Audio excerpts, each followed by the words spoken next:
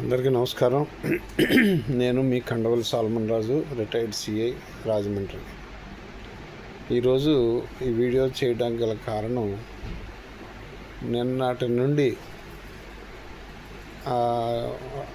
Andhra Pradesh public service commission chairman శ్రీమతి AR Anuradha గారి మీద రకరకాల ట్రోలింగ్స్ జరుగుతున్నాయి.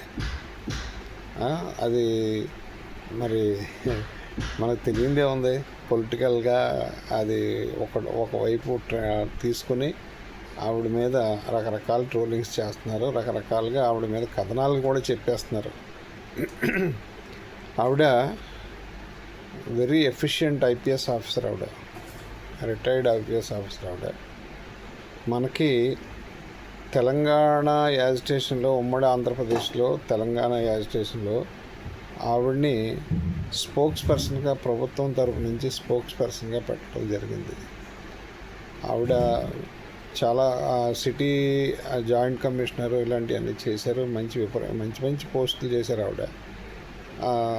తర్వాత నాకు ఆవిడ పరిచయం ఎక్కడంటే ఆంధ్రప్రదేశ్ పోలీస్ అకాడమీ హైదరాబాద్. అక్కడ నేను ట్రైనింగ్ అయ్యేటప్పుడు మేడం గారు మాకు వచ్చేవారు, ఫ్యాకల్టీగా వచ్చేవారు. మరి వాళ్ళందరూ నేర్పిన విద్య వల్లే ఈరోజు నేను కొంచెం మీ అందరికీ ఈ న్యాయ చట్టాలకు సంబంధించిన విషయాలు నేను చెప్పగలుగుతున్నాను మీకు. అయితే ఇప్పుడు ఆవిడ గురించి ఎందుకు నేను చెప్పాల్సిన పరిస్థితి వచ్చిందంటే, ఆవిడ గురించి చెప్పే ముందు అసలు ఈ గ్రూప్ 2 ఎగ్జామినేషన్స్ ఎందుకు, ఈ గ్రూప్ 2 ఆఫీసర్స్ సంబంధించిన ఎగ్జామినేషన్స్ నోటిఫికేషన్ అనేది 2023 డిసెంబర్లో వచ్చింది అనుకుంటాను. అది లాస్ట్ డేటు 2024 జనవరి అప్లికేషన్స్ లాస్ట్ డేటు. మరి ఆ ఎగ్జామ్ కండక్ట్ అవ్వడం అది యాక్చువల్గా చెప్పాల్సి వస్తే మరి గత ప్రభుత్వం హయాంలో ఎగ్జామ్స్ నోటిఫికేషన్ రిలీజ్ అయింది. అయితే ఎగ్జామ్ కండక్ట్ అయింది. ప్రిలిమ్స్ ఎగ్జామ్ కండక్ట్ అయింది. ప్రిలిమ్స్ ఎగ్జామినేషన్ కండక్ట్ అయిన తర్వాత, రిజల్ట్స్ వచ్చిన తర్వాత చాలామంది ఆ రిజర్వేషను, రోస్టర్ పాయింట్ రిజర్వేషన్లో అది తేడాగా ఉంది. అది పాత రిజర్వేషన్ రోస్టర్ పాయింట్ ఎలాగంటే vertical reservation, vertical roster point అంటే 100 పాయింట్స్, అంటే క్యాస్ట్ వైజు 100 పాయింట్స్ ఆ వర్టికల్ రిజర్వేషను. దాంట్లోనే మళ్ళీ హారిజంటల్ రిజర్వేషన్ అనేది ట్రాన్స్జెండర్కి ఎంత పర్సెంటు, ఫీమేల్కి ఎంత పర్సెంటు, ఎక్స్ సర్వీస్ మ్యాన్కి ఎంత పర్సెంటు, స్పోర్ట్స్ కోటా ఎంత పర్సెంటు, 2% అని హారిజంటల్ రిజర్వేషన్ కోటా కూడా, రోస్టర్ పాయింట్ కూడా ఉంది దాంట్లో.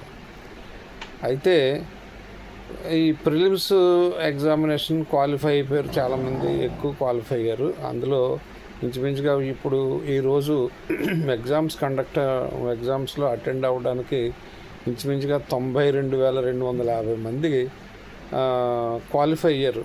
ఈరోజు మెయిన్స్ ఎగ్జామినేషన్కి అటెండ్ అవ్వడానికి ఉన్నారు. వాళ్ళు అటెండ్ అవుతారన్నమాట. ఈరోజు అటెండ్ అయ్యి ఉంటారు కూడా. అయితే ఈ లోపల మరి అప్పుడు వైఎస్ఆర్సీపీ గవర్నమెంట్లో ఇది నోటిఫికేషన్ ఇచ్చారు. ఎగ్జామినేషన్ కూడా అప్పుడే 2024లో జరిగింది అనుకుంటాను ఎగ్జామినేషను. తర్వాత రిజల్ట్ వచ్చిన తర్వాత మరి ఇందులో మరి రిజల్ట్ వచ్చాకో లేకపోతే ముందుగానో ఈ రోస్టర్ పాయింట్ మీద హైకోర్టులో రిట్ పిటిషన్ వేయడం జరిగింది కొంతమంది అభ్యర్థులు. అయితే హైకోర్టు దాన్ని పూర్తిగా పరిశీలించి ఆల్రెడీ ఎగ్జామినేషన్ ప్రిలిమ్స్ కండక్ట్ అయిపోయింది. ఆల్రెడీ ప్రిలిమ్స్ ఎగ్జామినేషన్ అయిపోయింది. అందులో క్వాలిఫై అయిన వాళ్ళు కొంతమంది ఉన్నారు. వాళ్ళకి అప్పటికే 2 సార్లు పోస్ట్ పోన్ అయింది ఈ మెయిన్ ఎగ్జామినేషన్. కాబట్టి ఇంక మరీ దీన్ని పోస్ట్ పోన్ చేస్తే చాలామంది డిసప్పాయింట్ అవుతారనే ఉద్దేశంతో హైకోర్టు దాన్ని స్టే ఇవ్వడానికి, ఎగ్జామినేషన్ మీద స్టే ఇవ్వడానికి హైకోర్టు ఒప్పుకోలేదు. ఎగ్జామినేషన్ కండక్ట్ చేసామని చెప్పి ఉత్తర్వులు ఇచ్చింది. అయితే మరి ఇంత జరుగుతుంది కదా. మరి ఈవిడ ఏపీపీఎస్ చైర్మన్గా మహా అయితే ఎన్నాళ్ళైంది ఇప్పుడు ఛార్జ్ తీసుకుని? మహా అయితే 3-4 months అయి ఉంటుంది ఇప్పుడు ఛార్జ్ తీసుకొని, లేదా 5-6 months అయి ఉంటుందేమో ఇప్పుడు ఛార్జ్ తీసుకొని. మరి ఎగ్జామినేషన్ అయిపోయిన తర్వాత రిట్లు పిటిషన్లు ఎప్పుడు పడ్డాయి? మరి ఈ తర్వాత ఈ మెయిన్ ఎగ్జామినేషన్కి నోటిఫికేషన్ ఎప్పుడు రిలీజ్ చేశారు, ఎప్పుడు డేట్ అనౌన్స్ చేశారు? మరి ఈ లోపలనే ఎగ్జామినేషన్స్ గురించి ఆల్రెడీ కోర్టులో కొన్ని రిట్ పిటిషన్లు పడ్డాయి కదా. ఈ విషయం ప్రభుత్వానికి తెలుసు కదా. మరి ఎంత టైం తీసుకొని మరి ఈ ప్రభుత్వం వచ్చి అప్పుడే 9 నెలలు అయింది. మరి 9 నెలల్లో మరి వీళ్ళ మీద పోలీసుల్ని కేసులు పెట్టేయటం మీద ఉన్న శ్రద్ధ మరి వీటి మీద కనపరచలేదేమో అని నేను అనుకుంటున్నా. మరి చెప్పుకోవాల్సి వస్తే మరి నిజంగా ప్రభుత్వం దానికి పాజిటివ్గా ఉంది, నిజమే. ఇది రాష్ట్ర పాయింట్లో తేడా ఉంది, హారిజంటల్ రాష్ట్ర పాయింట్ పెట్టాలి. దీన్ని వర్టికల్ రాష్ట్ర పాయింట్ కింద 100 points మీద పెట్టడం తప్పిది. కాబట్టి దీంట్లో మేము ప్రభుత్వం దీన్ని యాక్సెప్ట్ చేయట్లేదు, మళ్ళీ రీనోటిఫికేషన్ ఇస్తామని హైకోర్టులో పిటిషన్ వేస్తుంటే అసలు ఈ గొడవ లేదుగా. హైకోర్టులో పిటిషన్ వేయలేదు. తర్వాత వాళ్ళు మరి చెప్పడం వరకు ఏంటంటే, ఎవరైతే పీపీ గారు ఉన్నారో ఆ పీపీ గారు మేము గమనించాము, దీంట్లో రాష్ట్ర పాయింట్లో తేడాలు ఉన్నాయి, మేము గమనించాము, దాని మీద కౌంటర్ వేయడానికి టైం ఇవ్వండి అని అడిగారు. మరి వాళ్ళకి తెలుసు ఎగ్జామినేషన్ గ్రూప్ 2 ఎగ్జామినేషన్ డేట్ దగ్గరకు వచ్చేస్తుందని తెలుసు. మరి గ్రూప్ టైం ఎలాగ అడుగుతారు? ఈ లోపల ఈ గ్రాడ్యుయేట్ ఎమ్మెల్సీ ఎలక్షన్స్ వచ్చేసినాయి. మరి ఇందులో అభ్యర్థులందరూ ఎవరు? ఈ గ్రూప్ 2 ఎగ్జామ్స్ రాసే అభ్యర్థులందరూ ఎవరు? 99% 100% కూడా ఎవరైతే ఈ గ్రూప్ 2 ఎగ్జామినేషన్లో అభ్యర్థులుగా ఉన్నారో వాళ్ళందరూ దీంట్లో ఓటర్స్ అయి ఉంటారు. ఇది కాక ఇందులో డిస్క్వాలిఫై అయిపోయిన వాళ్ళు ఉన్నారు చూసారా, మెయిన్కి సెలెక్ట్ అవ్వకుండా కొంతమంది ఉన్నారు, వాళ్ళు కూడా చాలామంది ఈ ఓటర్స్గా ఉండుంటారు దీంట్లో. మరి ఈ యాజిటేషన్ చేసేవాళ్ళు అందరూ అందరూ నా ఉద్దేశ ప్రకారం ఇన్ని వేల మంది యాజిటేషన్ చేస్తున్నారంటే అందులో క్వాలిఫై అయిన వాళ్ళు నిజంగా యాజిటేషన్ చేయరు. మెయిన్ ప్రిలిమ్స్లో క్వాలిఫై అయిన వాళ్ళు మాత్రం యాజిటేషన్ చేయలేదు. కేవలం అంటే ఎవరైతే మెయిన్ ప్రిలిమ్స్లో పోయిన వాళ్ళు, తర్వాత ఇంకొక ఆపర్చునిటీ కావాల్సుకున్న వాళ్ళు, వీళ్ళందరూ ఈ యాజిటేషన్ చేస్తున్నారని నా భావన.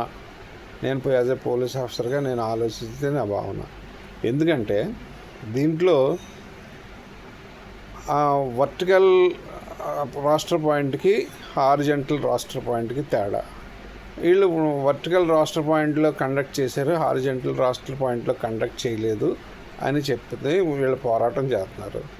మరి హారిజంటల్ రాష్ట్ర పాయింట్లో పోరాటం చేసే వ్యక్తులు ఎవరై ఉండాలి? మహిళలు అయి ఉండాలి. పర్సంటేజ్ ఉమెన్ పర్సంటేజ్ దాంట్లో ఉన్నది 33% అంతా దానికి ఉంటుంది. తర్వాత 2% స్పోర్ట్స్ కోటా, తర్వాత ఎక్స్ సర్వీస్ పర్సన్ 2%, డిజేబుల్ పర్సన్స్ది కొంత పర్సెంట్. వీళ్ళు కదా మరి చేయాల్సింది. వస్తే బాబు మాకు అన్యాయం అయిపోతుంది, మేము అన్యాయం అయిపోతాం, మాకు ఈ రాష్ట్ర పాయింట్ హారిజంటల్ రాష్ట్ర పాయింట్ ఇవ్వకపోతే మేము అన్యాయం అయిపోతాం అని చెప్పి యాజిటేషన్ చేయాల్సింది వీళ్ళు కదా. మరి మామూలు వాళ్ళు ఎందుకు చేస్తున్నారు?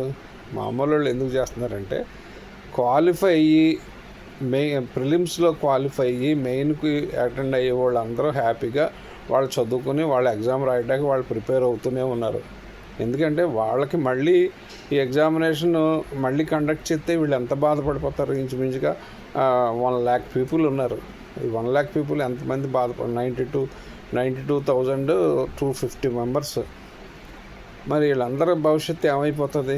మరి క్వాలిఫై అయిన వాళ్ళు మళ్ళీ ఎగ్జామినేషన్ అంటే మళ్ళీ వీళ్ళ పరిస్థితి ఏంటి? మరి వాళ్ళ వైపు ఆలోచిస్తున్నారు కానీ ఈ క్వాలిఫై అయిన వ్యక్తుల వైపు మనం ఆలోచించాలిగా మనం.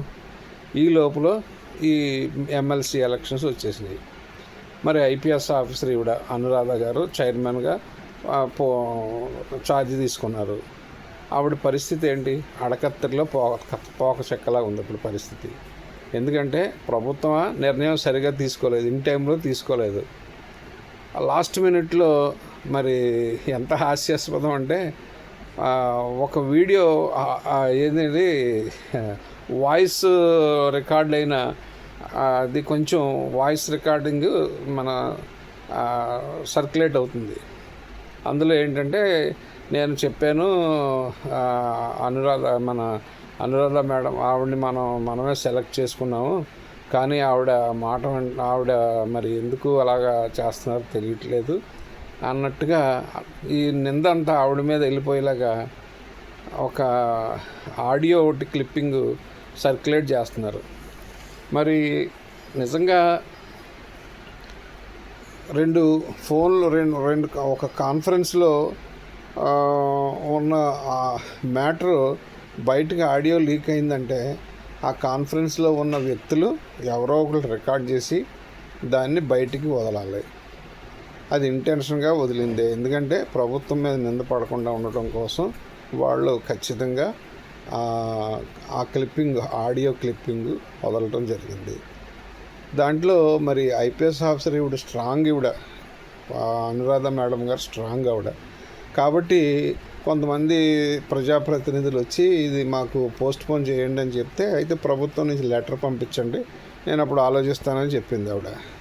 ప్రభుత్వం నుంచి మరి లెటర్ లాస్ట్ మినిట్లో ప్రభుత్వం నుంచి లెటర్ వచ్చింది. లెటర్ వస్తే దాని మీద ఆవిడ క్లియర్గా రాసి, బాబు ఇది పనిచేయడం కుదరదు, ఇప్పుడు నేను ఈ టైంలో ఈ లాస్ట్ మినిట్లో నేను దీన్ని పోస్ట్పోన్ చేయడానికి కుదరదు, ఎందుకంటే already model code of conduct వచ్చేసి ఉంది, దాన్ని వయలేట్ అవుతుంది. దీంట్లో వాటర్స్ అందరూ కూడా గ్రాడ్యుయేట్ వాటర్సే, ఎమ్మెల్సీ వాటర్సే, కాబట్టి దీన్ని నేను ఎగ్జామ్ పోస్ట్పోన్ చేయడానికి నాకు అవకాశం లేదని ఆవిడ రిప్లై ఇవ్వడం జరిగింది. దీనివల్ల ఇప్పుడు ఏంటంటే మొత్తం అందరూ ఎవరైతే దీంట్లో ఈ రెండోసారి ఛాన్స్ దొరుకుతుంది అని ఆలోచించే వ్యక్తులు ప్లస్ రాజకీయంగా ఉపయోగించుకోవాలనుకున్న వ్యక్తులు దీన్ని ఆవిడ అనురాధ మేడం గారిని ఆవిడ మీద ఎంత ట్రోలింగ్ చేయాలో అంత ట్రోలింగ్ చేస్తున్నారు. ఆవిడ మీద చేస్తే సరే, ఎంతో బ్రహ్మాండంగా చేసుకున్నారు సురేంద్రబాబు గారు అని మన విజయవాడ సిపి చేశారు. ఆయన కూడా హానెస్టే, ఈవిడ హానెస్ట్, ఆయన హానెస్టే. ఆయన మీద కూడా ట్రోలింగ్ చేస్తున్నారు. ఈవిడట ఎప్పుడో ఓటుకు నోటు కేసులో అక్కడ ఉందట, కాబట్టి ఈవిడ దానికి ఏదో సపోర్ట్ చేసేసినట్టుగా ఏవో పిచ్చి పిచ్చి కథనాలన్నీ చెప్తున్నారు. ఓటుకు నోటు కేసు అది ఎందుకు క్లోజ్ అయింది, ఎలా క్లోజ్ అయింది అందరికీ తెలియకపోయినా నాకు తెలుసు. ఏపీలో ఫోన్ ట్యాపింగ్ కేసులు రిజిస్టర్ అయినాయి. దానికి కౌంటర్గా ఓటుకు నోటు కేసుకి కౌంటర్గా ఏపీలో ఫోన్ ట్యాపింగ్ కేసులు రిజిస్టర్ అయినాయి. ఇక ఎంత పెద్ద స్టోరీ చెప్పుకోవాలంటే ఇంకో రోజున ఆలోచిద్దాం, దాని మీద మాట్లాడుకుందాం. కాబట్టి ఇందులో సక్సెస్ఫుల్గా మేడం గారు ఈ పని ఎగ్జామ్స్ సక్సెస్ఫుల్ కండక్ట్ చేశారు కాబట్టి ఆవిడకి శుభాభినందనలు తెలియజేస్తూ మిగిలిన అభ్యర్థులు ఎవరైతే ఛాన్స్ పోగొట్టుకున్నారో వాళ్ళు రెండోసారి ఛాన్స్ ట్రై చేయండి. అంతేగాని రోడ్లు ఎక్కి నిరసనలు చేస్తే దానివల్ల ఉపయోగం తక్కువ. ఎందుకంటే దీనిలో కేసులు పెట్టారనుకోండి, మీరు దేనికి ఏ ఉద్యోగానికి పనికిరారు. కాబట్టి ఆలోచించుకొని విద్యార్థులందరూ ఎవరైతే ఉద్యోగార్థులు ఉన్నారో వేరే మీకు అనుకూలమైన ఉద్యోగాలు ఏదో చూసుకుని దానికి అప్లై చేసుకుంటే బాగుంటుందని నేను కోరుకుంటున్నాను. శాంతి ఉండాలని, శాంతి భద్రతలకి విఘాతం కలగకుండా చూడాలని కోరుకుంటూ మీ సాల్మన్ రాజు.